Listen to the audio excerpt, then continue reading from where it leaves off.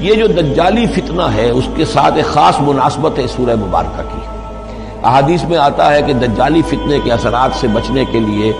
اس سورہ مبارکہ سے ذہنی اور قلبی رشتہ مفید ہے، اس کی تلاوت کرتے رہنا، خاص طور پر جمعے کے روز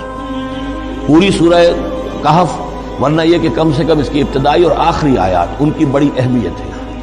دجالی فتنہ اصل میں کیا ہے سمجھ لیجئے کہ ایک تو ہے دجالی فتنہ بالعموم، دجل کہتے ہیں فریب کو، جیسے کہ کوئی نبی نہیں ہے، وہ اس نے فریبی لبادہ اوڑھ لیا، نبوت کا دعویٰ کر رہا ہے، وہ دجال ہے۔ تو اس طرح کی تو حضور نے فرمایا ہے کہ 30 دجال پیدا ہوں گے کہ وہ آخرت کو بالکل بھول گئے، اللہ کو بھول گئے، اسباب کے اندر گم ہے، مسبب الاسباب سے ظہور ہو گیا، دنیا ہی دنیا ہے، آخرت کو بھولے ہوئے ہیں، مادہ ہی مادہ ہے، روح سے کوئی سروکار ہی نہیں، آخرت پر دنیا کا پردہ پڑا ہوا ہے۔ یہ دنیا جو ہے در حقیقت کیا ہے؟ وَمَا الْحَيَاةُ الدُّنْيَا إِلَّا مَتَاعُ الْغُرُورِ، یہ دھوکے کا سامان۔ یہ جو دجالی فتنہ ہے اس کے ساتھ ایک خاص مناسبت ہے سورہ مبارکہ کی۔ احادیث میں آتا ہے کہ دجالی فتنے کے اثرات سے بچنے کے لیے اس سورہ مبارکہ سے ذہنی اور قلبی رشتہ مفید ہے، اس کی تلاوت کرتے رہنا، خاص طور پر جمعے کے روز پوری سورہ کہف،